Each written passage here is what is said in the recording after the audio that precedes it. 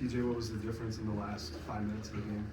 I think specifically the last five, defensively for us, we were able to get stops. We felt like we were better defensively with Joshua at the 5 and playing smaller and switching, and then taking our chances with them, going in the post or on the offensive boards. Our guys had great intent to guard the basketball late, which led to us getting stops, and I think, ended the game on a good run. Taman gets trapped in the corner there, calls timeout. That felt like a precarious moment for you, and I think that started the 19-3 run. What was the message in the huddle, and how did you see the guys respond? Well, we knew they were trying to ramp up the pressure and picking up full court, certainly put us in a spot there. We wanted to be able to attack the pressure if they were to come out after us, and we wanted to reassure our guards that they have the ability to get downhill and get to the paint and get to the basket, and then if we're not to be successful there, to really get Joshua in space and make some plays. So I thought, D-Watt's cut and dunk was a really big play. Keyshawn ramped it up late, and Kurt was terrific scoring the ball the first half, and then the last however many minutes, 5 minutes. So we had to fight through some adversity. Credit to Coach Hurley and their team. They were the more physical, aggressive team for sure for a large portion of that game. They're very well coached and very well prepared, and we were fortunate to make those plays late that put us in a good spot. You guys went into the locker room at halftime down 7. What was the kind of overall mood in the locker room and that confidence that you guys had to explode for 43 points in the second half? Well, we've been in that spot before this year. We've been on the road and we've been down at half, and we found ways to get back into the game. So it's not about looking at the scoreboard. What we talked about is we got to come out right away, ramp up our ball pressure defensively, and start to generate some turnovers, because I felt like in the first half we weren't quite aggressive enough. And then as the second half started, we were able to get some turnovers right away, which I think gave us a little bit confidence, rhythm.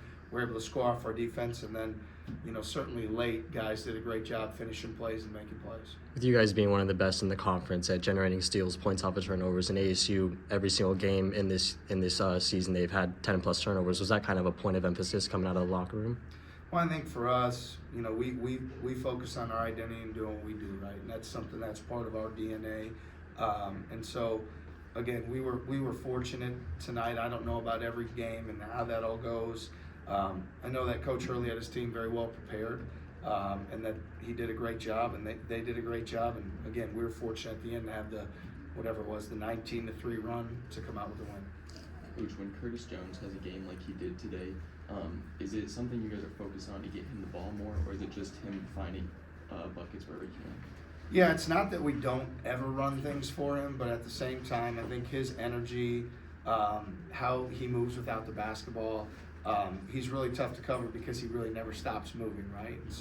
And he did that and played, according to this sheet, 39 minutes and 48 seconds, which means that his coach had a lot of confidence in having him on the bench for all 12 of those seconds.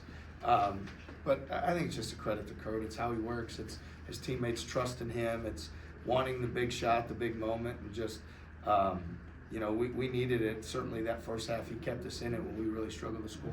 And when you have the road support like you did today, how does that affect the players and just the confidence of the group when you have all that support on the road? Yeah, I mean, we're fortunate. We have as passionate of a fan base as there is in the country, and they travel and support us. And our guys, when you get in those moments, there's times even we felt like, we had a crowd advantage as the game wore on. And that gives our guys all the confidence and energy in the world to keep pushing forward. So we have a lot of gratitude to our fan base, how they support us coming out here. And it was a positive impact on the game for our team.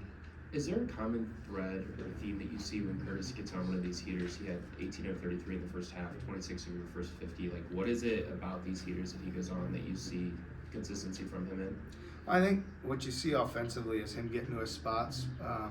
Certainly pick and roll. When he sees those floaters, or he gets to that 6-8 foot range, and he's getting it up there, and he starts seeing it go through, then I think he's lethal, because you have to account for him well beyond the 3-point line, in transition, after the offensive boards, and then you just see his confidence going and his teammates looking for him. So I think the catalyst for that often is him being able to get to his spots offensively, and his teammates spacing, cutting, moving appropriately to allow that to happen.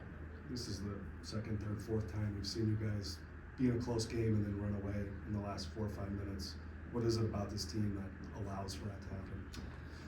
Well, I mean, it starts with having, really good players. I mean, you have to have good players and guys that when they're in that moment, the experience, the veteran experience, the gifts that they have to be able to propel themselves through. But I feel like our guys, many of them have been in these spots before, and so that experience certainly plays into it. And I think you see our connectedness in those key moments. I think, it's the adversity certainly always reveals character, and I think the character of our guys in those key moments really showed up, especially late for us today. So I think it's the investment they make time in one another. I think they like one another, they play for one another, and they have pride in our program. And as a coach, we're fortunate to have it. You talked about the crowd support that you feel like you guys had. There was a lot of dueling chants. Obviously, the two football teams played in the conference championship. Do you feel like there's kind of a fun little growing tension between these fan bases? Yeah, I don't know anything about that. I just know that we're fortunate for the fans that we have and how they stepped up for us. And whatever happens in any other game or sport or whatever, we're all in behind Coach Campbell and the football team. But we're focusing on today and fortunate to have the fans in the crowd. And I'll let them make that decision as we move forward. Thanks, everyone. Thank you.